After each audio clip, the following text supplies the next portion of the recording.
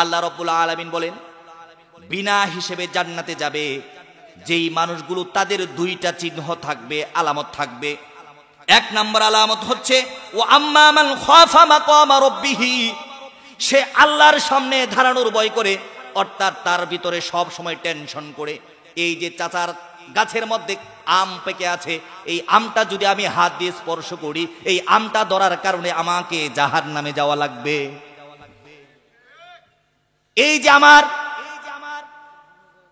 বন্ধুর পকেটের মধ্যে একটা 500 টাকা নোট রয়েছে, দুষ্টামি করে মজা করে বন্ধুর 500 টাকা নোটটা যদি আমার পকেটের মধ্যে ঢুকাই দেই, আল্লাহর কাছে জবাবদিহি করতে হবে। এই 500 টাকা নোটটা দুষ্টামি করে মেরে দেওয়ার কারণে আমাকে জাহান্নামে যাওয়া লাগবে। আওয়াজ দিয়ে বলুন কথা ঠিক কিনা? তাহলে ও আম্মা মান খাফা মাকামা রাব্বিহি, আল্লাহর সামনে যেই ব্যক্তি দাঁড়ানোর ভয় করবে, ওই ব্যক্তি জান্নাতে চলে যাবে।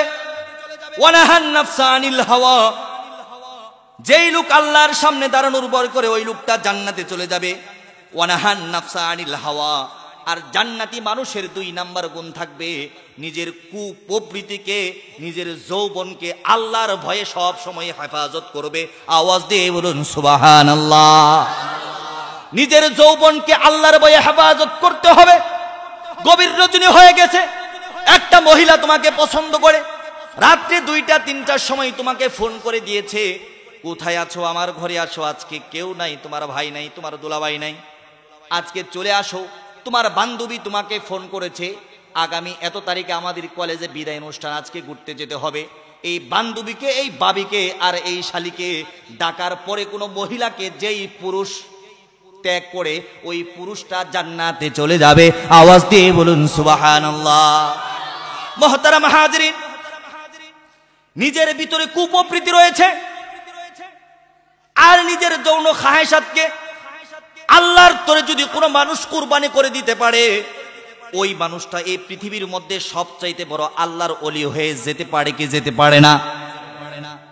আপনাদেরকে আমি বনি ইসরাইলের 3 জন যুবকের ঘটনা বলি। তারা নিজেদেরকে কিভাবে তৈরি করেছিল। বুখারীর সহিহ হাদিস। কোন কিতাবের হাদিস? বুখারীর সহিহ হাদিস। 3 জন বনি ইসরাইলের যুবক ঘর থেকে বের হয়ে গিয়েছে। ঘর থেকে বের হয়ে যাওয়ার পরে রাত্রের বেলায় এমন ঝড় তুফান আর বৃষ্টি শুরু হয়েছে। তারা চিন্তা করলো কোন জায়গায় যাওয়া যায়, কোথায় আশ্রয় নেওয়া যায়। বিশাল বড় একটা পাথরের মধ্যে, পাহাড়ের মধ্যে একটা ছোট সুড়ঙ্গ দেখে, ছোট সুড়ঙ্গর ভিতরে ওই 3 জন যুবক ঢুকে পড়ে। ঢুকে পড়ার পরে বৃষ্টির পানি পড়তে পড়তে ওই পাহাড় থেকে বড় একটা পাথর পরে তাদের দরজাটা বন্ধ হয়ে যায়। ওই গুহার দরজাটা বন্ধ হয়ে যায়। গুহার দরজা যখন বন্ধ হয়ে যায়, এমনি অন্ধকার, আবার ভিতরে দরজা বন্ধ করার অন্ধকার, এমন অমাবস্যার অন্ধকারের মধ্যে তারা আটকে পড়লো। এক বন্ধু আরেক বন্ধুকে চিন্তা করে, বন্ধু আজকে এমন একটা গুহার পাহাড়ের মধ্যে আজকে আটকা পড়েছি, এই পাহাড় থেকে যদি না বের হতে পারি আমাদের জীবন বুঝি একেবারেই শেষ, আমাদের জীবনের বুঝি আর কোনো মূল্য রবে না বন্ধু, আমাদেরকে এখানে না খেয়ে মরতে হবে। 3 বন্ধু চিন্তা করলো, বন্ধু আমরা যেহেতু যুবক মানুষ, 3 জন একত্রিত হয়ে পাথরটাকে ধাক্কা দেই। ঘন্টাকে ঘন্টা সময় অতিক্রম করে 3 বন্ধু পাথরকে ধাক্কা দেওয়ার চেষ্টা করে। না না না, এই পাথর তো ধাক্কা দিলে সরবে না। এই পাথরকে যতই ধাক্কা দেয় মনে হয় তারা পিছনের দিকে যায়। একবার সারা রাত্রি অতিক্রম হওয়ার পরে এক বন্ধু আরেক বন্ধুরে বলে, বন্ধুরে আমরা দুনিয়াতে কি কোনো ভালো কাজ করেছি কিনা একটু মনে করো। আমরা যেই ভালো কাজটা করেছি ওই ভালো কাজের উসিলা দিয়ে আল্লাহর কাছে দোয়া করি। আওয়াজ দিয়ে বলুন সুবহানাল্লাহ। আমরা ভালো কাজের উসিলা দিয়ে আল্লাহর কাছে দোয়া করি না, কারণ ভালো কাজের উসিলা দিয়ে দোয়া করলে দোয়া কবুল করে নিবেন কে? আর খাজা বাবা, গাজা বাবা, পীর বাবা, মাজার বাবা, ভণ্ড বাবা, ন্যাংটা বাবার নামে দোয়া করলে ওই দোয়াটা গজব দ্বারা কবুল করে নিবেন কে? এই জন্যই 3 জন যুবকের মধ্যে একজন যুবক সেজদার মধ্যে পড়ে গেল। সেজদার মধ্যে পড়ে যাওয়ার পরে বলে, মহান রব্বুল আলামিন, আমরা এমন ভাবে একটা পাথরের গুহার মধ্যে, পাহাড়ের গুহার মধ্যে আমরা আটকে পড়েছি, আমাদের দরজা বন্ধ হয়ে গিয়েছে। আমরা যদি এখান থেকে বের না হতে পারি আমাদের জীবন বরবাদ হয়ে যাবে। বলেন বরবাদ হয়ে যাবে কিনা? আল্লাহ জীবনে কোনোদিন ভালো কাজ করি নাই। আমার একটা ছোট্ট গুণ ছিল। কি গুণ ছিল? মহান রব্বুল আলামিন, আমি ছাগল চড়াইতাম, ছাগলের রাখাল ছিলাম। আমার মা এবং আমার বাবা বৃদ্ধ ছিল। প্রত্যেক দিন দুধ দহন করে নিয়ে আসতাম। যতক্ষণ পর্যন্ত আমার মা এবং আমার বাবার মুখের মধ্যে দুধ না দিতাম, ততক্ষণ পর্যন্ত আমার সন্তানদেরকে দুধ খাওয়াইতাম না। সুবহানাল্লাহ বলো। আল্লাহ রাব্বুল আলামিন একদিন রাত্রের বেলা ছাগল থেকে দুধ দহন করে ঘরের মধ্যে আসলাম। আসার পরে দেখি আমার মা জননী ঘুমিয়ে গিয়েছে, আমার বাবা ঘুমিয়ে গিয়েছে। অল্প একটু দুধ নিয়ে এসেছি, বাবা পান করবে, বাবা পান করার পরে সন্তান পান করবে, সন্তান পান করার পরে স্ত্রী পান করবে, এরপরে আমি পান করব। না না না, গভীর রাত হয়ে গিয়েছে, বাবা ঘুমিয়ে গিয়েছে, মা ঘুমিয়ে গিয়েছে, তাদেরকে ডাকা আমার কাছে পছন্দ হলো না। আমি তাদেরকে ডাকলাম না। দুধের পেয়ালাটা নিয়ে গভীর রজনীতে মা এবং বাবার বালিশের কাছে সারা রাত দাঁড়িয়ে রইলাম। আমার ছোট ছোট শিশুগুলো আমার পায়ের মধ্যে ধরে কান্না শুরু করে, বাবা একটু দুধ দাও, কলিজা ফেটে যায়। আমি সেদিন বলেছিলাম, আমার সন্তান, আমার স্ত্রী, শোনো, যতক্ষণ পর্যন্ত আমার বাবা এবং আমার মায়ের মুখের মধ্যে দুধ দেব না, আল্লাহর কসম তোমরা কলিজা ফেটে মরে গেলেও তোমাদের জিহ্বার মধ্যে এক ফোঁটা দুধ আমি দিতে রাজি না। আমি সেই দিন আমার বাবাকে, আমার মাকে দুধ না খাইয়ে, আমার সন্তানকে, আমার স্ত্রীকে দুধ খাওয়াই নাই। ও রব্বুল আলামিন, এটা যদি আমার ন্যাক আমল হয়ে থাকে, ওই ন্যাক আমলের উসিলা করে আজকে পাথরটা একটু ঝরিয়ে দাও। আল্লাহ পাক রব্বুল আলামিন দোয়া কবুল করে নিলেন, পাথরটা একটু সরে গেলেন। এখন মনটা একটু ভালো, বাহির থেকে আলো আসে, সকাল হয়েছে। এবার এই বন্ধু বলে, বন্ধু, আমার জীবনেতে শুধু একটা ন্যাক আমল ছিল, আমার ন্যাক আমলের উসিলায় আল্লাহ পাথর একটু সরিয়ে দিয়েছে, তোমরা কিছু চেষ্টা করো। আরেকজন বন্ধু আল্লাহর কুদরতের পায়ে সেজদা দিয়ে বলেন, আল্লাহ, বুখারীর হাদিস, এটা কোনো গল্প না, গল্প আমি বলি না। ওই যুবক বলেন, আল্লাহ, আমার একটা চাচাতো বোন ছিল, 16 বছর বয়স ছিল, সুরসী, অপসরী, পরমা সুন্দরী ছিল, তাকে আমার ভালো লাগতো। আমি তাকে জেনার প্রস্তাব দিলাম। আমার চাচাতো বোন বলল, জেনা করা সম্ভব না। একদিন, 2 দিন, 3 দিন, কিছুদিন যাওয়ার পরে মেয়েটা কোনো কষ্টের মধ্যে পড়ে আমাকে বলছে, ভাই, আমি জেনা করতে রাজি আছি, বিনিময়ে আমাকে 100 স্বর্ণ মুদ্রা দিতে হবে। বিনিময়ে কতটা স্বর্ণ মুদ্রা দিতে হবে? আমাকে 100 স্বর্ণ মুদ্রা যদি দেওয়া হয়, জেনা করার জন্য আমি রাজি আছি, জেনা করার জন্য আমি তৈরি আছি। কষ্ট করে, পরিশ্রম করে, মানুষের ঘরের মধ্যে কাজ করে, সুন্দর চাচাতো বোনের সাথে যৌবনের উন্মাদ ভালোবাসা আমি বিনিময় করব। আমি 100 স্বর্ণ মুদ্রা আমি সংগ্রহ করে ফেললাম। আমার বোনকে আমি ডেকে গহীন জঙ্গলের মধ্যে নিয়ে গেলাম। বোনকে আমি শুয়ে দিলাম। বোনকে শুয়ে দেওয়ার পরে আমার জামা কাপড় ও পোশাকগুলো খুলে আমার চাচাতো বোনের উরুর উপরে আমি বসে গেলাম। টাকাটা চাচাতো বোনের হাতে দিলাম।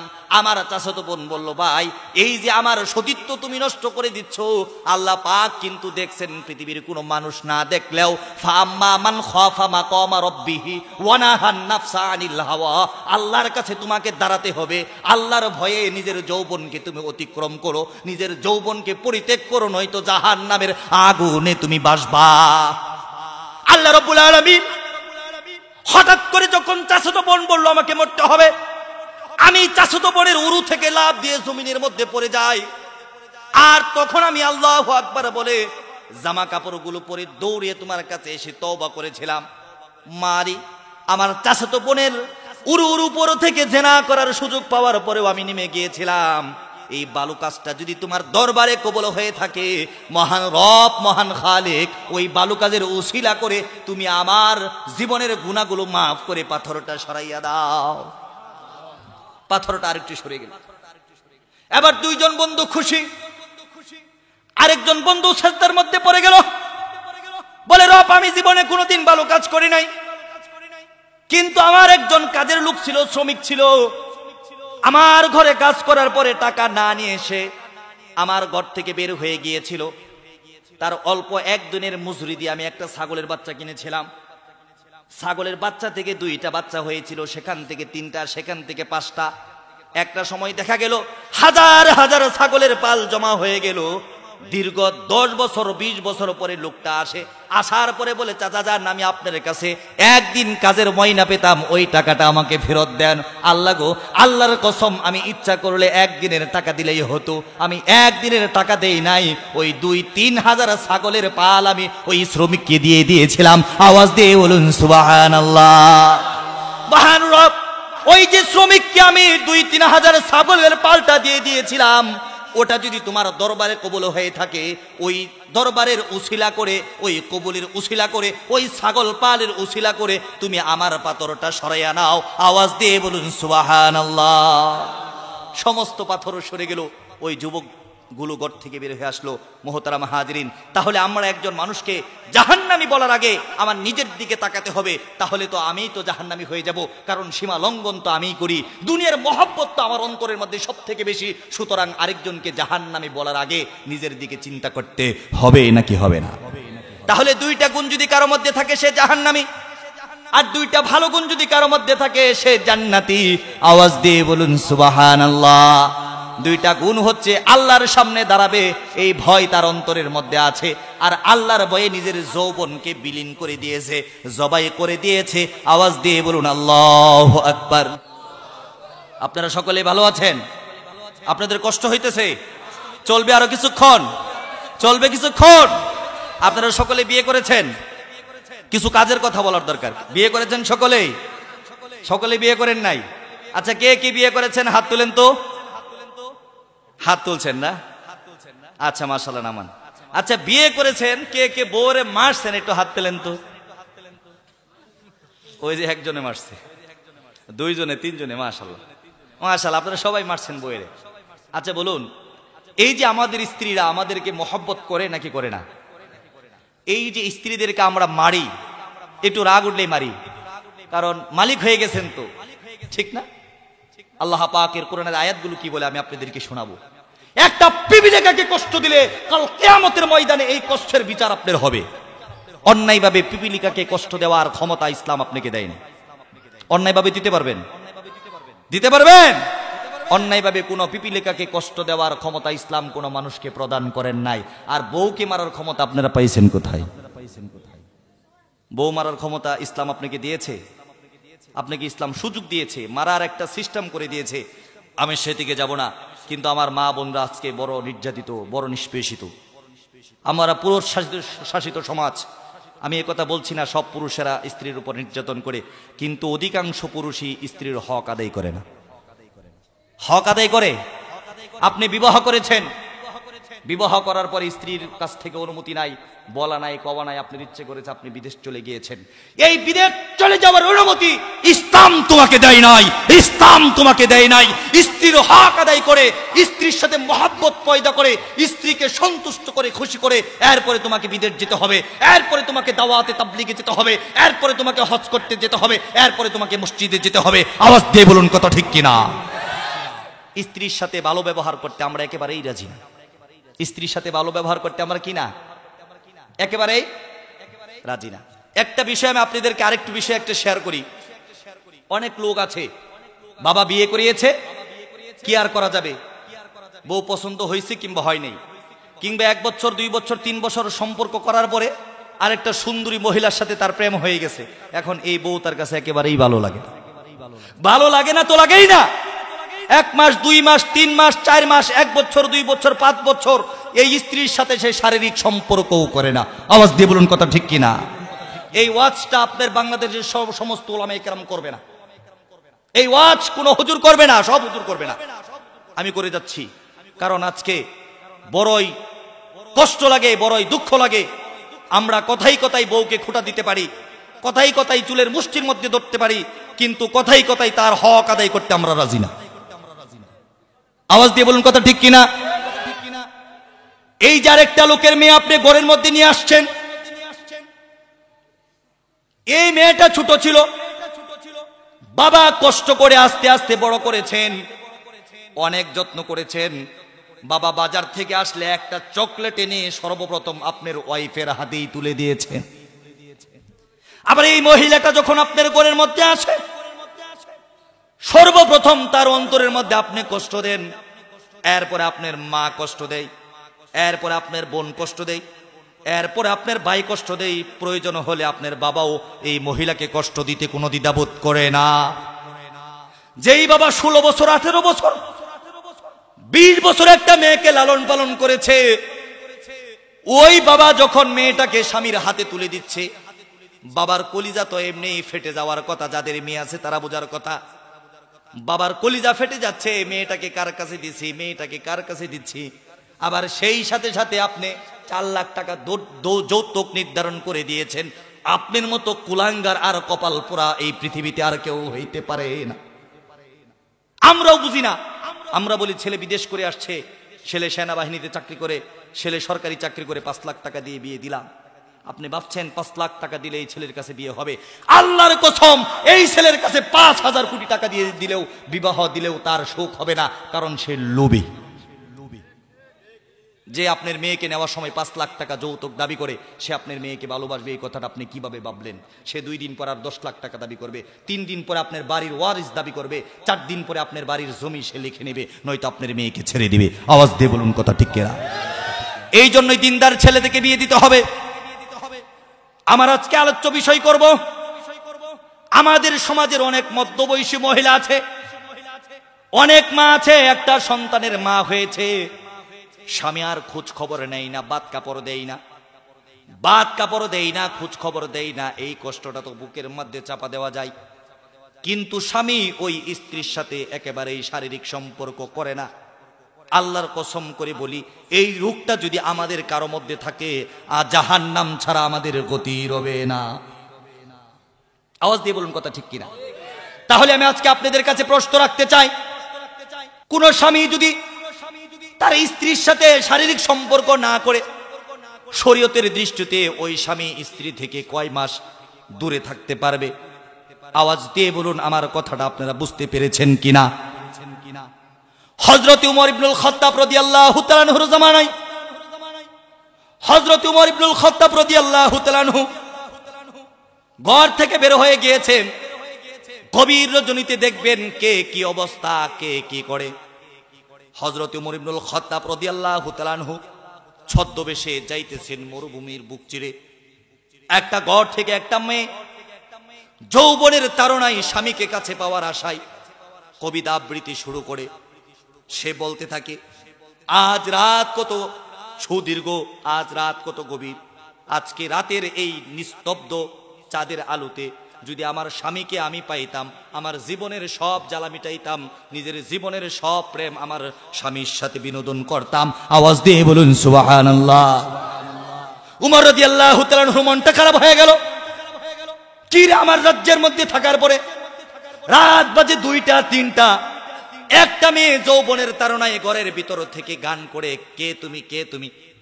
উমর রাদিয়াল্লাহু তাআলা আনহু রাগী মানুষ, জুড়ে দরজার মধ্যে নক করে, বেড়ার মধ্যে নক করে বেড়াটা ভাঙার অবস্থা করে ফেলে। মহিলা ভিতর থেকে আওয়াজ করে, কে তুমি? উমর রাদিয়াল্লাহু তাআলা আনহু বলেন, আমি একজন মুসাফির, কিন্তু আজকে আমার রাগ হয়েছে, এই গভীর রজনীতে তুমি যৌবনের গান গাও, তার কারণটা কি? মহিলা উত্তর দিলেন, ও মুসাফির, আমি কেন যৌবনের গান গাই এই প্রশ্ন জিজ্ঞেস করার তুমি কে? আর তুমি এত রাত্রিতে আমার ঘরের মধ্যে, আমার দরজার মধ্যে, আমার বেড়ার মধ্যে যে আঘাত করেছো, কিংবা আমার ঘরের মধ্যে ঢুকে পড়েছো, এর বিচার আগামীকাল সকালে খলিফাতুল মুসলিমিন হযরত উমরের কাঠগড়ায় আমি তোমাকে আসামি করে দেব। সুবহানাল্লাহ বলেন। উমর বলেন, মা, আমি যদি ভুল করে থাকি তোমার কাছে ক্ষমা চাই, উমরের কাছে আমাকে আসামি বানায়ো না, কিন্তু তুমি বলো কেন তুমি গান করতেছো? বলেন, ও মুসাফির বাবা শোনো, আজকে থেকে 4 মাস 5 মাস, কেউ কেউ বলেন প্রায় 1 বছর হয়ে গেল, আমার স্বামী আমার ঘরের মধ্যে আসে না, বিবাহ করে রেখে চলে গিয়েছে। আমার ইচ্ছে করে জেনা করি, কিন্তু আল্লাহর ভয়ে, নিজের লজ্জা শরমের কারণে মরলে আল্লাহর সামনে দাঁড়াতে হবে, এই 3টা বয়ে আমি জেনা করতে রাজি না।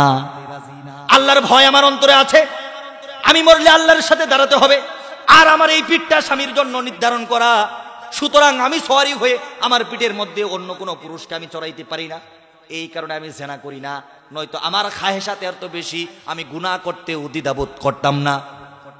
হযরত উমর ইবনুল খাত্তাব রাদিয়াল্লাহু তাআলা মনটা খারাপ হয়ে গেল। তোমার স্বামী কোথায় গিয়েছে, কি করে তোমার স্বামী আমাকে বলো, তোমার স্বামীকে দেশে আনার ব্যবস্থা আমি করে দিব। না না চাচা যান, আপনি এই ব্যবস্থা করে দিতে পারবেন না। ছদ্মবেশী উমর বলেন, কেন কেন আমি কেন ব্যবস্থা করে দিতে পারবো না? আমার স্বামীকে আজকে থেকে অনেক দিন আগে উমর ঘর থেকে ধরে নিয়ে গিয়ে আমার স্বামীকে সেনাবাহিনীর চাকরি দিয়েছে। এই মদিনা মক্কা থেকে আমার স্বামীকে উমর বহু দূর দেশের মধ্যে পাঠাইয়া দিয়েছে। আওয়াজ দিয়ে বলুন সুবহানাল্লাহ। উমর বলে, মা তুমি টেনশন করো না, তোমার ব্যবস্থা আমি করে দিচ্ছি। এবার উমর চিন্তার মধ্যে পড়ে গেল। তার মেয়ে ছিল, নাম ছিল হাফসা রাদিয়াল্লাহু তাআলা আনহা। দৌড়ে গিয়েছেন আপন মেয়ের সাথে, একটু চিন্তা করে মুসলমান বুঝো, হাসলে হবে না, কাঁদলে হবে না। ইসলামটা এই পৃথিবীতে এমনিই পয়দা হয় নাই। আওয়াজ দিয়ে বলুন কথা ঠিক কিনা? ইসলামটা এমনিই পয়দা হয় নাই। দৌড়ে গিয়েছে হাফসার কাছে, মা হাফসা তুমি তো নবীর স্ত্রী, আজকে তোমার কাছে আমার একটা প্রশ্ন জানার আছে। একজন স্বামী তার স্ত্রী থেকে কতদিন পর্যন্ত দূরে থাকতে পারে? মেয়ে বাবা প্রশ্ন করেছে, স্বামী কতদিন দূরে থাকতে পারে? সুন্দর মেয়ের চেহারাটা শরমে লজ্জায় লাল হয়ে গিয়েছে। মেয়ে নিজ দিকে তাকিয়ে 4টা হাতের আঙ্গুল তুলে দিয়েছেন। উমর মাথা দিয়ে ইশারা করেছেন, মা আমি বুঝতে পেরেছি, একজন স্বামী তার স্ত্রী রেখে ঘরের বাহিরে 4 মাস থাকতে পারে, এর বেশি থাকতে পারে না। এর বেশি যদি থাকে তাহলে স্বামীর গুনাহ হবে, স্ত্রীর হক নষ্ট হবে। আওয়াজ দিয়ে বলুন কথা ঠিক কিনা? আল্লাহ পাক রব্বুল আলামিনের আয়াত নাজিল করে দিয়ে, আয়াত আগেই নাজিল হয়েছে। উমর ইবনুল খাত্তাব রাদিয়াল্লাহু তাআলা আনহু, লিল্লাযীনা ইউলুনা মিন নিসাইহিম তারাব্বুসু 4 আশহুর ফাইন ফাউ ফাইন্নাল্লাহা গফুরুর রহিম। আওয়াজ দিয়ে বলুন সুবহানাল্লাহ। আল্লাহ রাব্বুল আলামিন বলেছেন, তোমরা যদি কেউ শপথ করো স্ত্রী থেকে দূরে থাকবা, তাহলে 4 মাস থাকতে পারো, এর বেশি থাকতে পারো না। যদি শপথ করো স্ত্রী থেকে বিচ্ছিন্ন হয়ে যাবা, 4 মাস পরে হলে স্ত্রীর কাছে চলে আসবা, আর না হলে সসম্মানে স্ত্রীকে তালাক দিয়ে মুক্ত করে দিবা, সে যেন আরেকটা স্বামীকে বিবাহ করে নিজের যৌবন, নিজের খাহেসাত পূরণ করতে পারে। এরপরেও ইসলাম কখনো জেনার কাজ সমর্থন করে না। আওয়াজ দিয়ে বলুন কথা ঠিক কিনা? হযরত উমর ইবনুল খাত্তাব রাদিয়াল্লাহু তাআলা আনহু সেই সুদূর দেশের মধ্যে খবর পাঠাইলেন। আব্দুল্লাহ ইবনে সাদ ছিল ওই যুবকের নাম। আব্দুল্লাহ ইবনে সাদকে তার ছুটির ব্যবস্থা হয়েছে। আব্দুল্লাহ ইবনে সাদ দৌড়ে এসে খলিফাতুল মুসলিমিন উমরের দরবারে এসে হাজির। প্রায় বছর হয়ে গেল, স্ত্রীর সাথে দেখা হয় না। খলিফাতুল মুসলিমিন বলেন, আব্দুল্লাহ ইবনে সাদ তোমার ছুটির ব্যবস্থা হয়েছে, যতদিন ইচ্ছে আমি উমর ইবনুল খাত্তাবের কোনো অভিযোগ নাই। আব্দুল্লাহ ইবনে সাদ মুস্কি হাসি, স্ত্রীর সাথে দেখা হবে, মুখটা লাল হয়ে গেছে খুশি। উমর বলেন, আব্দুল্লাহ আমাকে তুমি ক্ষমা করে দিও, আর তোমার স্ত্রীকে বলিও ছদ্মবেশে যেই লোক তোমার ঘরের মধ্যে হানা দিয়েছিল ওটা কোনো ডাকাত সন্ত্রাস ছিল না, ওটা ছিল মদিনা মক্কার প্রেসিডেন্ট হযরতে উমর ইবনুল খাত্তাব রাদিয়াল্লাহু তাআলা আনহু। স্বামী স্ত্রীর কাছে আসেন, স্ত্রী স্বামী রাত্রি, স্ত্রী স্বামীর সারা রাত্রি আলিঙ্গন হলো, ভালোবাসা বিনিময় হলো। আদর করতে করতে স্ত্রী এক সময় বলেন, ও আমার স্বামী, গতকালকে একটা লোক আসছিল, আসার পরে আমি তাকে অনেক বকছি আর বলেছি তোমার নামে উমরের আসামির কাঠ গড়াই, উমরের রাজ কাঠ গড়াই, তোমার নামে 3টা মামলা দায়ের করব। স্বামী মুস্কি হেসে দিয়ে বলেন, আমার প্রাণপ্রিয় স্ত্রী, যেই লোকটা তোমার ঘরের মধ্যে এসেছিল ওই লোকটা ডাকাত ছিল না, ওই লোকটা সন্ত্রাস ছিল না, ওই লোকটা মুসাফির ছিল না, ওই লোকটা ছিল গরিবের বন্ধু। এই বাংলার উন্নয়ন, এই রাষ্ট্রের উন্নয়ন, এই পৃথিবীর উন্নয়নের রূপকার হযরতে উমর ইবনুল খাত্তাব রাদিয়াল্লাহু তাআলা আনহু। আওয়াজ দিয়ে বলুন সুবহানাল্লাহ।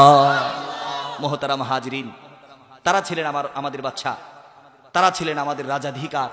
আমি আপনাদেরকে বলতে চাই, কোন স্বামী যদি তার স্ত্রীকে রেখে 4 মাসের বেশি তার যৌবনের হক নষ্ট করে, এই কারণে আল্লাহর কাছে পাকড়াও হতে হবে নাকি হবে না? কিন্তু এখন প্রশ্ন, হুজুর আমরা বিদেশ থাকি, আমরা তো ইচ্ছা করলে 4 মাস পরে ছুটি পাবো না। আওয়াজ দিয়ে বলুন কথা ঠিক কিনা? তাদের মন খারাপ হবে নাকি হবে না? কিন্তু তাদের কাজ হচ্ছে স্ত্রীর সাথে বিদেশ যাওয়ার সময় সমন্বয় করে নিতে হবে। বলতে হবে, প্রাণপ্রিয় স্ত্রী, এই যে তোমাকে বিয়ে করলাম, সন্তান আছে 2টা 3টা, বাংলাদেশের যে অবস্থা, রিক্সা চালাইলেও কফলের মধ্যে বাদ জুটে না। আওয়াজ দিয়ে বলুন কথা ঠিক কিনা? পানের দোকান করলেও ট্যাক্স দিয়ে দোকান করতে হয়, মুদির দোকান করলেও ট্যাক্স দিয়ে মুদির দোকান করতে হয়, ইট খোলা চালু করলে ট্যাক্স দিয়ে ইট খোলা চালু করতে হয়, গার্মেন্টস কল কারখানা ইন্ডাস্ট্রি চালু করতে হলে ট্যাক্স দিয়ে গার্মেন্টস ইন্ডাস্ট্রি কল কারখানা চালু করতে হয়। এত টাকা তো আমার নাই, ব্যবসা করার টাকা তো আমার নাই। ও আমার স্ত্রী, তুমি যদি সম্মানের সাথে আমাকে বিদায় দাও, আর তোমার হক যে আমি নষ্ট করব, এটার অনুমতি যদি তুমি আমাকে দাও, তাহলে আমি বিদেশ যাব। স্ত্রী যদি বলেন, স্বামী যান, আপনি যান, আপনার যৌবনের ইজ্জতের হেফাজত আমি ঠিক রাখবো। আওয়াজ দিয়ে বলুন কথা ঠিক কিনা? তাহলে স্বামী বিদেশ যেতে পারে। আর কোন যদি স্ত্রী বলে, আমার 1000 টাকার গয়না চাই না, কোটি টাকার বাড়ি চাই না, লক্ষ টাকার গাড়ি চাই না, স্বামী তোমার সোহাগ চাই, তোমার ভালোবাসা চাই, আল্লাহর কসম ওই বিদেশ করা আপনার জন্য না জায়েজ হারামে পরিণত হবে। আওয়াজ দিয়ে বলুন কথা ঠিক কিনা? মুহতারাম হাজিরিন, গত কয়েকদিন আগে একটা বয়ান আমি বলেছিলাম, একটি কথা বলার কারণে আমার মায়েরা সবচাইতে বেশি জাহান্নামে যাবে। বুখারীর 29 নম্বর হাদিস থেকে বলেছিলাম, মাত্র 1 সপ্তাহের ব্যবধানে প্রায় বাংলা থেকে গোটা পৃথিবীর 15 মিলিয়ন, অর্থাৎ প্রায় 1,50,00,000 লোকে আমার ওই বয়ানটা শুনেছে। আর কিছু মহিলারা কষ্ট পেয়েছে, হুজুর আকালে আমাদের বিরুদ্ধে বলেন, কিছু পক্ষে বলেন। আজকে মহিলাদের পক্ষে 2-4টা কথা বলবো, আপনারা কি হজম করতে রাজি আছেন? হজম করতে রাজি আছেন কিনা? 1 নাম্বার কথা বলতে চাই, এই যে সমাজের মধ্যে আমরা গৃহবধূকে নির্যাতন করি, যদি আমরা সমাজের মধ্যে গৃহবধূকে নির্যাতন করি, এর বিচারটা আল্লাহর আসামির কাঠগড়ায় দিতে হবে নাকি হবে না? আওয়াজ দিয়ে বলুন। আমরা যদি পুত্রবধূকে প্রত্যেক দিন মারধর করি, খাবারে কষ্ট দেই, পোশাকে কষ্ট দেই, কথাই কষ্ট দেই, তাহলে এর বিচার আল্লাহ করবেন নাকি করবেন না? শুধু বিচার করবেন এমনটা নয়, এমনটা নয়। এই বিচার করার কারণে এমন হতে পারে, এই গৃহবধূকে নির্যাতন করার কারণে স্বামী জাহান্নামে যাবে, এই গৃহবধূকে নির্যাতন করার কারণে শাশুড়ি জাহান্নামে যাবে, এই গৃহবধূকে নির্যাতন করার কারণে দেবর জাহান্নামে যাবে, এই গৃহবধূকে নির্যাতন করার পর কারণে বাসুর জাহান্নামে যাবে, এই গৃহবধূকে নির্যাতন করার কারণে ননদিনী জাহান্নামে যাবে। এমনও হতে পারে, এই গৃহবধূকে নির্যাতন করার কারণে শ্বশুর মশাই জাহান্নামে যাবে। আওয়াজ দিয়ে বলুন কথা ঠিক কিনা? একটা মেয়ে বাবার ঘর ছেড়ে এসেছে, প্রত্যেক দিন বাবার ঘরের মধ্যে সুন্দর খাবার খাইতো, মাছের বড় পেটি, মাছের বড় মোড়া, মাছের মাথা নিজে হাত দিয়ে দিত, মজা করে খাইতো, কখনো বসে খাইতো, কখনো শুয়ে খাইতো, কখনো হেঁটে খাইতো, যদিও এটা খাওয়ার আদব না, অর্থাৎ ওখানে সে একদম স্বাধীন ছিল। আওয়াজ দিয়ে বলুন কথা ঠিক কিনা? ওই মেয়েটা যখন আপনার ঘরের মধ্যে আসে, সর্বপ্রথম কাজ হচ্ছে তাকে রান্না করতে হবে। ও মুসলমান মা বোন, তো রান্না করার জন্য পৃথিবীতে আসছে, রান্না তো মা বোন করবেই। একটু চিন্তা করে দেখুন, ওই যে মেয়েটা রান্না করেছে, রান্না করার সময় তার স্মৃতি মনে পড়েছে, বাবার ঘরের মধ্যে মাছের মোড়া খেতাম কি খেতাম না। এখন চিন্তা করে, মাছের মোড়া তো এখানে আমার জুটবে না। ওই মেয়েটা রান্না করেছে, স্বামীর জন্য খাবার দিয়েছে, স্বামী খেয়েছে, স্বামী বলে নাই তুমি খেয়েছো কিনা। শ্বশুরকে খাবার দিয়েছে, শ্বশুর জিজ্ঞেস করে নাই বৌমা তুমি খেয়েছো কিনা। শাশুড়িকে খাবার দিয়েছে, শাশুড়িও জিজ্ঞেস করে নাই বৌমা তুমি খেয়েছো কিনা। ননদিনীকে খাবার দিয়েছে, ননদিনীও জিজ্ঞেস করে নাই বাবি আপনি খেলেন কিনা। দেবরকে খাবার দিয়েছে, দেবরও জিজ্ঞেস করে নাই বাবি আপনি খাইলেন কিনা। বাবি শ্বশুরকে খাওয়াইলো, দেবরকে খাওয়াইলো, বাসুরকে খাওয়াইলো, ননদিনীকে খাওয়াইলো, ননদিনীর জামাইকে খাওয়াইলো, সবাইকে খাওয়ানোর উপরে দেখলো মাছ নাই, মাছের মোড়া নাই, ঝোল নাই, 2টা আলো নাই। এরপরে এই মেয়েটা আর একটা ডিম সিদ্ধ করেছে কিংবা একটা ডিম বাজি করেছে। এই মেয়েটা কেন ডিম বাজি করলো? এই কারণে মেয়েটার উপর 4-5 জন একসাথে নির্যাতন করে নাকি করে না? এই যে মেয়েটাকে আপনি কালেমা পড়ে আল্লাহকে শাহাদাতের সাক্ষী দিয়ে কাবিল তো আলহামদুলিল্লাহ বলে আপনার ঘরের মধ্যে নিয়ে আসছেন। আল্লাহর কসম করে বলি, এই পৃথিবীর মধ্যে যদি চন্দ্র সূর্য ওঠা বন্ধ করে দেয়, এই স্ত্রীর হক আপনার উপর থেকে যাবে না, স্ত্রীর হক আপনার বন্ধ হবে না, স্ত্রীর হক আপনাকে জারি রাখতে হবে। আওয়াজ দিয়ে বলুন কথা ঠিক কিনা? স্ত্রীকে যদি একটা অন্যায়ভাবে সরিষার দানা পরিমাণ কষ্ট দেন, আল্লাহ রাব্বুল আলামিন কোরআনে কারীমের মধ্যে বলেছেন, ফামাইয়া আমাল মিসকালা যাররাতিন খায়রান ইয়ারা ওয়া মাইয়া আমাল মিসকালা যাররাতিন শাররান ইয়ারা। যাররা পরিমাণ হিসাব তোমার কাছ থেকে নেওয়া হবে। একটা যাররা পরিমাণ সরিষার দানার সমপরিমাণ নেক আমল যদি করো তুমি দেখতে পারবা, আর যাররা পরিমাণ বদ আমল যদি করো, তোমার কথার কারণে যদি তোমার বৌমা কষ্ট পেয়ে থাকে, শাশুড়ি তুমি সাবধান। আওয়াজ দিয়ে বলুন কথা ঠিক কিনা? মানুষের সাথে গল্প করে, আমার মেয়ের জামাইটা খুব ভালো, আমার মেয়ের জামাইটা কেমন? ভাবি আমার মেয়ের জামাইটা এত ভালো, এরকম ভালো জামাই হয় না। কেন কেন? আপনার মেয়ের জামাই কি করেছে? আরে আমার মেয়ের কথা ছাড়া কিচ্ছু শোনে না। মানে মানে ঈদের মধ্যে ৬০,০০০ টাকা দিয়ে শাড়ি কিনে দিয়েছে মেয়েকে, গয়না কিনে দিয়েছে, বাচ্চার জন্য জামা কাপড় কিনেছে, আর বাপ মারে কিচ্ছু দেয় নাই। এরপরে আমার মেয়ে যদি বলে আজকে সারা রাত দাঁড়াই থাকবা, দাঁড়াই থাকবো। যদি বলে আজকে সারা রাত শুয়ে থাকবা, শুয়েই থাকবো। যদি বলে আজকে সারা রাত তুমি ঘুরা, আমি গাড়ি, এরপরে ঘুরাই হয়ে থাকবো। আমার মেয়ে জামাইয়ের মতো জামাই হয় না, কত ভালো। কিন্তু ভাবি ছেলেটারে বুঝাই ফেনে, বউয়ের কথা ছাড়া মোটেও না। আওয়াজ দিয়ে বলুন কথা ঠিক? তোমার মেয়েটা তোমার কাছে ভালো, মেয়েটা সকাল 10টায় ঘুম থেকে উঠে তোমার কোনো কষ্ট লাগে না, নিজে নামাজ পড়ো না, মেয়েটা নামাজ পড়ো না, তুমি হাজি সাহেব একা একা মসজিদে চলে যাও। বউ কেন ফজরে নামাজ পড়ে নাই, লাঠি নিয়ে বউকে পিটাও, তোমরা হাজি সাহেব, তোমার হাজিগিরি থাকবে না। স্ত্রী নামাজ পড়ে না, একবার বলো নাই কেন নামাজ পড়ো না? মেয়েটা নামাজ পড়ে না, মেয়েটাকে একবার জিজ্ঞেস করো না? মেয়ে দেখতে গিয়েছো, মেয়েকে জিজ্ঞেস করো কোরআন পড়তে পারো কিনা মা? মেয়ে পারলে বলে হ্যাঁ পারি, না পারলে বলে পারি না। একবার হাজি সাহেব কোনোদিন ছেলেকে জিজ্ঞেস করো নাই, ছেলে কোরআন শিখলা না কেন?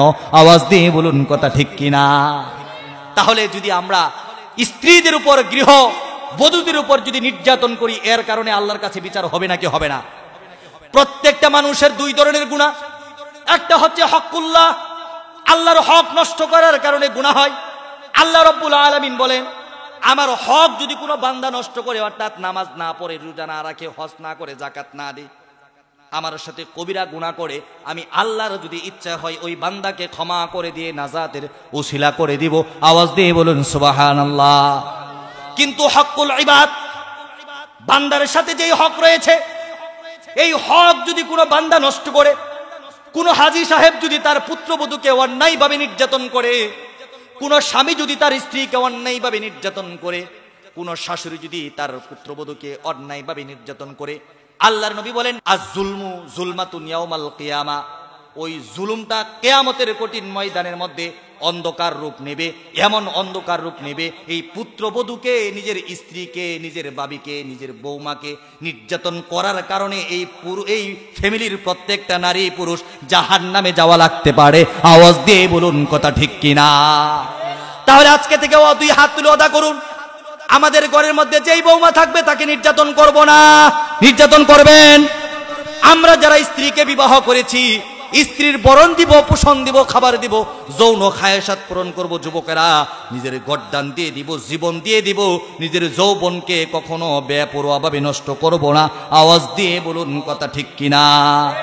এই যে আমাদের সমাজ চলছে, আমাদের মা বোনদের পর্দার অবস্থা এতটা খারাপ। এই যে মায়েদের পক্ষে বললাম, একটু বিপক্ষে বলি, আমাদের মায়েরা তাদের নিজের জীবনকে, তাদের নিজের যৌবনকে, তাদের নিজের চেহারাকে এতটা খারাপ আর এতটা ভয়ঙ্কর রূপে পেশ করেছে সমাজের সামনে। আজকে সমাজের মানুষগুলো যুবতী মহিলা দেখলেই ভয় পা যে কোন পেশের মধ্যে নাজিয়া ফালাইয়া দে। আওয়াজ দিয়ে বলুন কথা ঠিক কিনা? মার্কেটেতে যাই রে আপা, মার্কেটেতে যাই, জাতমানকুল সবই গেল, ইমান রাখা দেয়। মার্কেটিতে গিয়ে আয়াপা জুড়ে চাপা মারে, পুরুষেরা সন্তান নিয়ে পিছে পিছে ঘুরে। এতদিন দেখছি আমি পুরুষেরা করছে গিয়ে হাট, এখন দেখি ম্যাডাম ফুলি চয়েস করে শার্ট। আরে উপরে কাটা নিচে ফাটা গায়ে দিয়ে জামা, এই জামা আনছে নাকি বিদেশ ফেরত মামা। আরে উড়না খানা গলায় পেঁচাই বুক থাকে তার খালি, তাই না দেখি যুবকের দল ঘুরে হালি হালি। আরে বিদ্যা বেটি মেকআপ মেরে হয়ে যাই সেরি, শয়তান কত করে আমি খালা আম্মা মনে করি। আওয়াজ দিয়ে বলুন কথা ঠিক কিনা? মায়ের আমার, বোনের আমার, এই যে সমাজের যেই আবর্তনের মাধ্যমে নিজের জীবনকে তুমি নষ্ট করে দিয়েছো, যৌবনকে নষ্ট করে দিয়েছো। স্বামী রেখে মেসেঞ্জারে আরেকটা ছেলের সাথে কথা বলো, স্বামী রেখে ইমুতে আরেকটা ছেলের সাথে ভিডিও ফোনে কথা বলো। আল্লাহর কসম করে বলি, তোমার হক নষ্ট করার কারণে যদি তোমার স্বামী জাহান্নামে যায়, আর স্বামীর হক নষ্ট করার কারণে তোমাকে কিন্তু ওই জাহান্নামে যেতে হবে। আওয়াজ দিয়ে বলুন কথা ঠিক কিনা? আমাদের সমাজের মায়েদের কি অবস্থা? পর্দা তো তারা করে না, পর্দা তো তারা বুঝেও না। কিন্তু হযরতে ফাতিমাতুজ জাহরা রাদিয়াল্লাহু তাআলা আনহার জীবন থেকে শুনে যায়, মৃত্যু অতি সন্নিকটে, একেবারেই সন্নিকটে। নবী করিম সাল্লাল্লাহু আলাইহি ওয়াসাল্লাম যেদিন ইন্তেকাল করলেন, নবী করিম সাল্লাল্লাহু আলাইহি ওয়াসাল্লাম যেদিন ইন্তেকাল করলেন, ফাতিমাতুজ জাহরা রাদিয়াল্লাহু তাআলা আনহাকে কানে কানে ডাকলেন, কানে কানে ডাকলেন। কানে কানে ডাকার পরে কি যেন বললেন, কি যেন বললেন, ফাতেমার মনটা খুশি হয়ে গেল। অর্থাৎ নবী করিম সাল্লাল্লাহু আলাইহি ওয়াসাল্লাম বলেছেন, ফাতেমা আমি আল্লাহর ডাকে সাড়া দিয়ে রফিকে আলা আল্লাহর সাথে সাক্ষাৎ করার জন্য চলে যাচ্ছি। ও আমার মা ফাতেমা, আমি ইন্তেকাল করব, আমার ইন্তেকালের পরে সর্বপ্রথম তোমার সাথে আমার দেখা হয়ে যাবে, তোমার সাথে আমার মোলাকাত হয়ে যাবে, তুমি টেনশন করো না। ফাতেমার মনটা খুশি হয়ে গেল। মুফাসসির কেরাম বলেন, মুহাদ্দিসিন কেরাম বলেন 24 দিন 26 দিন, কেউ বলেছেন 4 মাস, কেউ বলেছেন সর্বোচ্চ 6 মাসের মধ্যে ফাতেমার ইন্তেকালের ঘন্টা বেজে গেল। গভীর রজনীতে হযরতে ফাতেমা রাদিয়াল্লাহু তাআলা আনহা আলী রাদিয়াল্লাহু তাআলা আনহুর বুকের সাথে জড়িয়ে ধরে ঘুমাইতেছে আর বলতেছে, আমার স্বামী, তোমার কাছে আমি আজকে 2-3টা জিনিস চাবো, আমাকে দিবা নাকি? আপনারা কি আমার কথাগুলো মনোযোগ দিয়ে শুনতেছেন? ও হাজার মানুষের ঢল, আজকে আমি আপনাদেরকে গভীর রজনীতে শোনাতে চাই, এই যে স্বামী স্ত্রী একত্রিত হয়ে শুয়ে থাকা, আমাদের সমাজের স্বামী স্ত্রীগুলো এমন ভাবে শুয়ে থাকে, রাত্রে 2টা-3টার সময় যায় ঘরের মধ্যে গিয়া জিজ্ঞেস করে না তুমি কি খাইছো। আবার স্ত্রী টেনশনও করে না স্বামীকে ভাত বেড়ে দিতে হবে, স্বামীর জন্য ভাত তৈরি করতে হবে, এটা বুঝেও না। আবার অনেক সময় 2 জন 2 হাতে মোবাইল নিয়েছি, স্ক্রিন টাচ, এওসালা ফেসবুক, এওসালা ফেসবুক। আওয়াজ দিয়ে বলুন কথা ঠিক কিনা? হযরতে ফাতিমাতুজ জাহরা রাদিয়াল্লাহু তাআলা আনহা এমন ডিজিটাল ছিলেন না, মা তোমার মতো ডিজিটাল ছিলেন না। স্বামীর নাকের সাথে নাক মিলিয়ে, স্বামীর বুকের সাথে বুক মিলিয়ে হযরতে ফাতেমা রাদিয়াল্লাহু তাআলা আনহা আজকে একটু ব্যতিক্রম ভাবে শুয়েছেন। একটা হাত আলী রাদিয়াল্লাহু তাআলা আনহুর পিঠের নিচ দিয়ে দিয়েছেন, আরেকটা হাত আলী রাদিয়াল্লাহু তাআলা আনহুর পিঠের উপর দিয়ে দিয়েছেন। শক্ত করে আলীর বুকের সাথে ফাতেমা চাপ দিয়ে ধরে কাঁদতেছেন। হযরতে আলী রাদিয়াল্লাহু তাআলা আনহু বলেন, ফাতেমা এমন ভাবে তো আমাকে কখনো ধরো না, এমন ভাবে কখনো কাঁদো না। আমার মনে হচ্ছে আজকের দরাটাও ব্যতিক্রম, কাদাটাও ব্যতিক্রম। ফাতেমা বলেন, আলী আমি আজকে আপনাকে ধরেছি, খুব শক্তভাবে ধরতে চাই। আমার মনে হয় জান্নাতের যুবকদের সর্দার আলী, আপনি নাবালিকের মধ্যে সর্বপ্রথম ইসলাম ধর্ম গ্রহণ করেছেন। আল্লাহর নবী আপনার সাথে আমাকে যেদিন বিবাহ দিয়েছেন সেদিন বলেছেন, ফাতেমা মক্কার সবচেয়ে টাকাওয়ালা পয়সাওয়ালা সুন্দর যুবক তোমাকে আমি দিতে পারি নাই, কিন্তু মক্কার সবচেয়ে পবিত্র যুবকের সাথে আমি ফাতেমা তোমাকে বিবাহ দিলাম। আওয়াজ দিয়ে বলুন সুবহানাল্লাহ। ফাতেমাতুজ জাহরা রাদিয়াল্লাহু তাআলা আনহা কাঁদার পরে বলতেছেন, আমার স্বামী, আমার মনে হয় আপনার সাথে আমার আর রাত্রি যাপন হবে না, যতটা পারেন আজকে আদর করে নেন। হতে পারে আপনার সাথে আর কোনোদিন এক কাতার নিচে ঘুমাবো না। স্বামী গো, আমি হতে পারে আমার বাবার সাথে দেখা করার জন্য পরলোক গমন করব, আপনার কাছে আমার বড় কয়েকটা জিনিস চাওয়ার আছে। আলী কাঁদতে কাঁদতে বলেন, ও আমার স্ত্রী ফাতেমা, এমনও হয়েছে 1 সপ্তাহ ঘরের মধ্যে আগুন জ্বলে নাই উনুনের মধ্যে, কোনোদিন বলো নাই রুটি লাগবে, জব লাগবে, চাল লাগবে, আটা লাগবে। এমন হয়েছে একটা ছেঁড়া কাপড় তোমাকে দিয়েছি, রুকুতে চুতে গিয়েছো, পিঠ বের হয়ে গিয়েছে, সেজদাতে যদি গিয়েছো মাথা বের হয়ে গিয়েছে, একটা উড়না মাথার মধ্যে দিয়ে ওই উড়নার অর্ধেক অংশ দিয়ে কোমর পেঁচিয়ে দিয়ে তুমি নামাজ পড়েছো ফাতেমা। কোনদিন বলো নাই চাল নাই, কোনদিন বলো নাই ডাল নাই, কোনদিন বলো নাই কাপড় নাই, কোনদিন বলো নাই ছেলেদের কাপড় নাই। আজকে আমার কাছে তুমি কি চাও? আমি আলী তোমার জন্য জীবনটা দিতে রাজি আছি। হযরত ফাতেমা বলেন, স্বামী আমার ভয় হইতেছে আমি যদি ইন্তেকাল করি, ইন্তেকালের পরে আমার জানাজার ইমামতি কে করবেন? আলী বলতেছে, ফাতেমা এটা কেমন কথা বললা? ফাতেমা বলেন, না না না, আমি জানতে চাই আমার ইন্তেকালের পরে আমার জানাজার নামাজের ইমামতি কে করবে? আলী বলেন, ফাতেমা আমি গুনাহগার তোমার স্বামী হয়ে যদি তোমার জানাজার ইমামের দায়িত্ব গ্রহণ করি, তোমার মনের মধ্যে কোনো কষ্ট আছে কিনা? ফাতেমা চোখের জল মুছে দিয়ে মুচকি হেসে বলেন, স্বামী এটা আমার পরম সৌভাগ্য, আপনি আমার জানাজার ইমামতি করবেন, এর চাইতে বড় সুখবর আর কিছু হতে পারে না। স্বামী গো, আপনার কাছে আমার আরেকটা বিষয় চাওয়া আছে। আলী বলেন, ফাতেমা আজকে এমন তুমি বিষয় আমার কাছে চাইতেছো যেই বিষয়গুলো তোমাকে দিতে ইচ্ছে করছে না। ফাতেমা বলেন, স্বামী আমার যদি ইন্তেকাল হয়ে যায়, নবীর সবচাইতে দুলালী ছিলাম আমি, নবীর সবচাইতে প্রিয় কন্যা ছিলাম আমি, পৃথিবীর সব মানুষ থেকে নবী আমাকে বেশি ভালোবাসতেন। নবী যদি সফরে যেতেন সর্বশেষ আমার সাথে দেখা করতেন, যুদ্ধ থেকে আসলে সর্বপ্রথম আমার সাথে দেখা করতেন।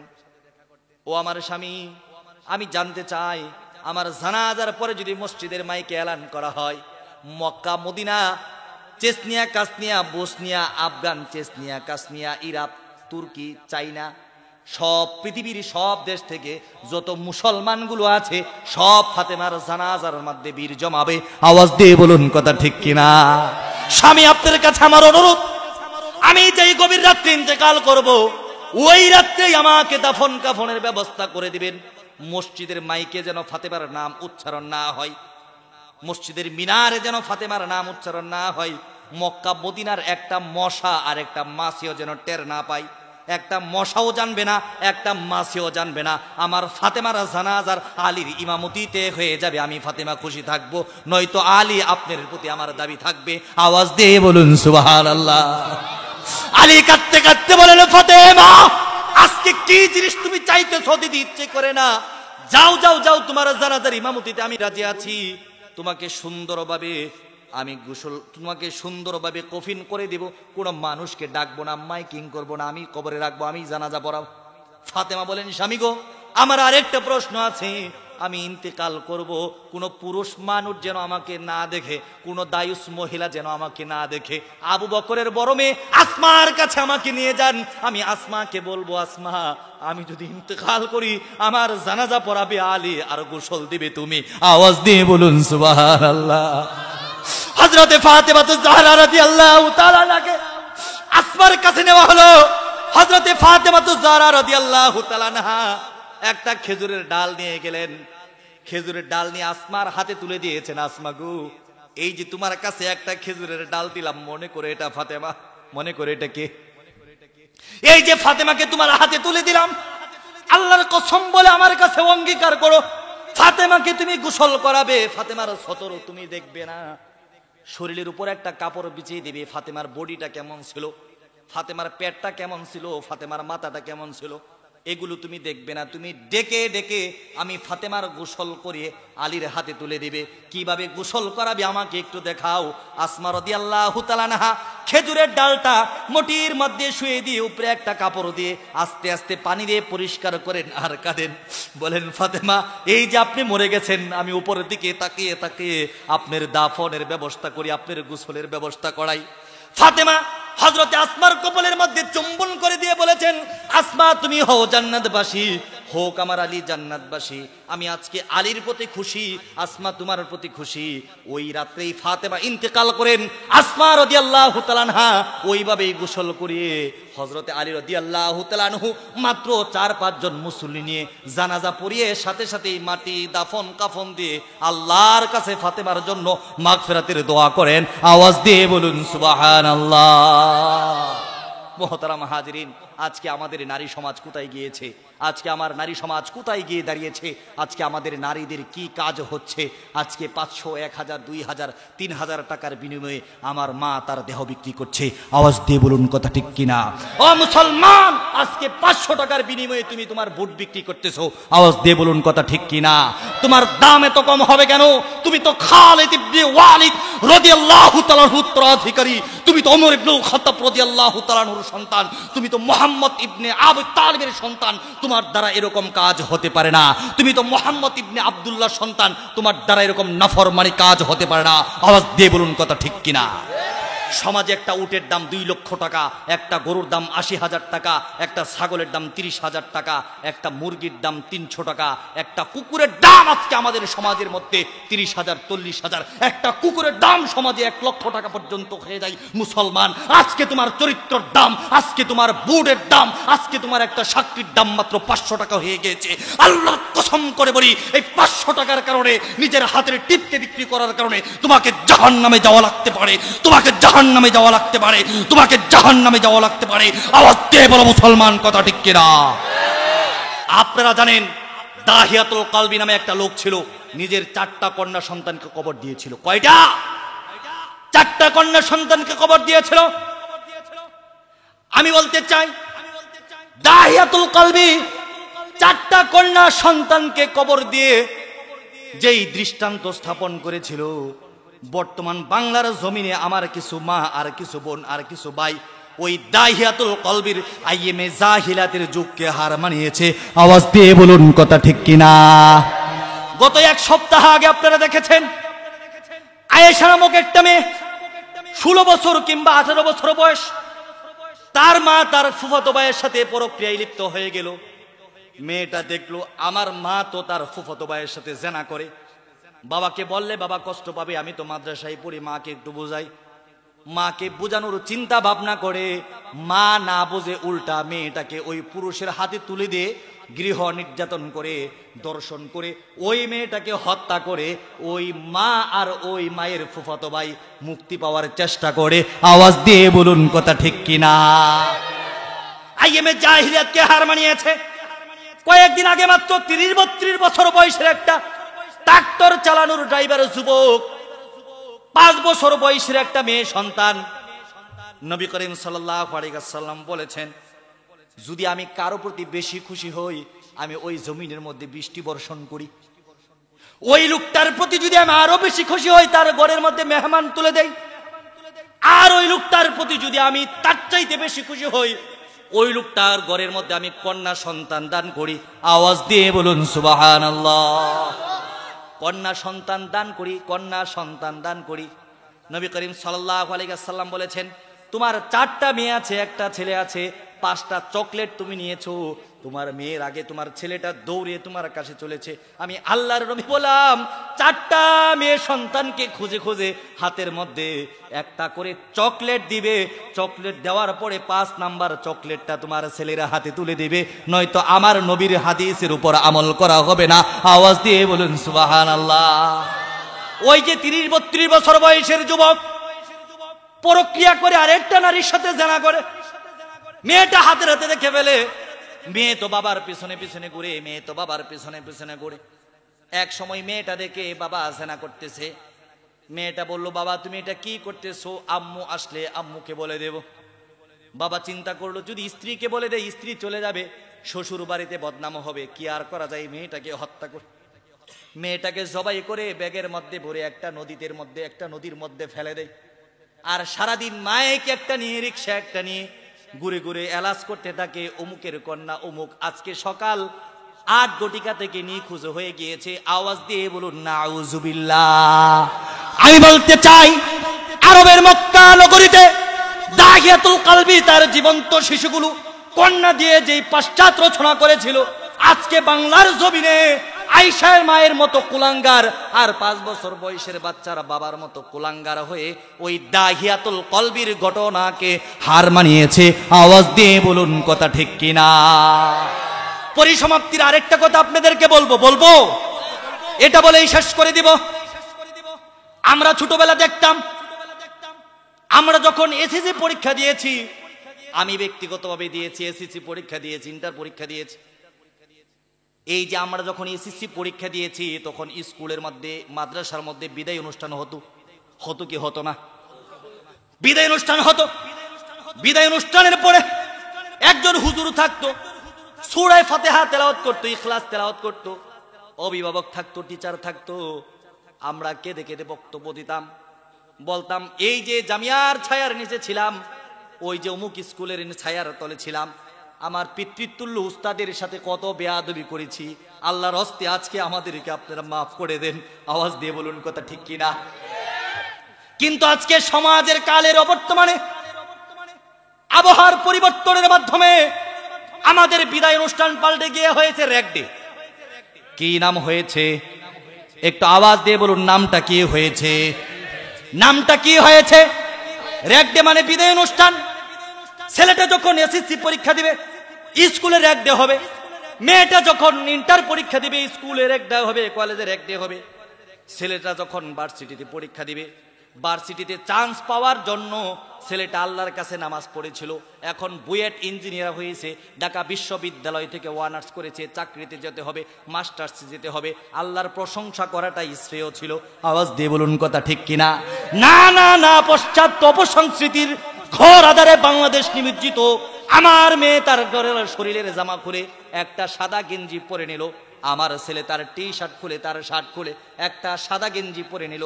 এখন মেয়ে তার যত অশ্লীল নোংরা কথা আছে ছেলের গেঞ্জির মধ্যে লিখে দেয়। ছেলে তার যত অশ্লীল নোংরা কথা আছে ওই কথাগুলো লোক সমাজে বললেও অন্যায়, লোক সমাজে বললেও লজ্জা হবে। আওয়াজ দিয়ে বলুন কথা ঠিক কিনা? মেয়ে ছেলের শরীরের মধ্যে যৌনের আকার আকৃতি ইঙ্গিত করে, মেয়েটা ছেলের শরীরের মধ্যে যৌন আকার আকৃতি ইঙ্গিত করে যৌন কথা বলে, আর ছেলেটা মেয়ের গেঞ্জির মধ্যে যৌনের কথা বলে। এটাই হয় আমাদের সমাজের বিদায় অনুষ্ঠান। আল্লাহর কসম করে বলতে থাকি, এই বিদায় অনুষ্ঠান যদি বাংলাদেশের মধ্যে 20 বছর হয়, আগামী 20 বছর পরে প্রত্যেকটা স্কুল, কলেজ, ইউনিভার্সিটি বেশ্যাখানায় পরিণত হয়ে যাবে, বেশ্যাখানায় পরিণত হয়ে যাবে, বেশ্যাখানায় পরিণত হয়ে যাবে। আওয়াজ দিয়ে বলুন কথা ঠিক কিনা? আমি তাই স্পষ্ট ভাষায় বলতে চাই, প্রত্যেকটা কলেজ স্কুলের প্রফেসর প্রিন্সিপালকে বলতে চাই, আমি ঢাকা বিশ্ববিদ্যালয় সহ বাংলাদেশের সমস্ত বিশ্ববিদ্যালয়ের প্রফেসরদেরকে, অধ্যক্ষদেরকে বলতে চাই, বাংলাদেশের মধ্যে আগের মতো 1990 সালের মতো, 2000 সালের মতো মিলাদের সেই বিদায় অনুষ্ঠান আপনারা ফিরিয়ে নিয়ে আসুন। নয়তো বাংলাদেশ আগামী 20 বছর পরে আমার ছেলে, আমার মেয়ে স্কুলে পড়ালেখা করতে গিয়ে নিজের চরিত্র হারাবে, নিজের ইজ্জত হারাবে, নিজের সম্মান হারাবে, নিজের দেহ বিক্রি করে দেবে। মুসলমান আওয়াজ দিয়ে বলো, মুসলমান কথা ঠিক কিনা? আমরা মুসলমান যতদিন বেঁচে আছি, আমার বাংলার স্কুল, আমার বাংলার কলেজ, আমার বাংলার ইউনিভার্সিটি কখনো বেশ্যাখানায় পরিণত করতে দেওয়া হবে না, কখনোই বেশ্যাখানায় পরিণত করতে দেওয়া হবে না। আমার ছেলে কোনো মেয়ের গেঞ্জির মধ্যে আঁকতে পারবে না, কোন নাস্তিকের মেয়ে আমার ছেলের গেঞ্জির মধ্যে কোনো যৌন দৃশ্য, কোনো যৌনতামূলক উস্কানিমূলক কথা লিখতে পারবো না। আল্লাহর কসম করে বলি, প্রত্যেকেই যদি প্রত্যেকের ছেলে এবং মেয়েকে আমরা যদি নিয়ন্ত্রণ না করে, এই দেশে বিবাহ প্রয়োজন হবে না। বিবাহ ছাড়াই আমেরিকা, লন্ডন, ব্রিটেনের মতো রাস্তার মধ্যে মানুষ একত্রিত হয়ে কুকুরের মতো যৌনাচার শুরু করে দেবে, কুকুরের মতো যৌনাচার শুরু করে দেবে, কুকুরের মতো যৌনাচার শুরু করে দেবে। আওয়াজ দিয়ে বলুন কথা ঠিক কিনা? আল্লাহ পাক রব্বুল আলামিন আমাদেরকে এই র‍্যাগ ডে নামে অপসংস্কৃতির ঘোর আধার থেকে হেফাজত করুন। সকলে বলুন আল্লাহুম্মা আমিন। ওয়া আখিরু দাওয়ানা আলহামদুলিল্লাহি রাব্বিল আলামিন। আসসালামু আলাইকুম ওয়া রাহমাতুল্লাহি ওয়া বারাকাতুহু।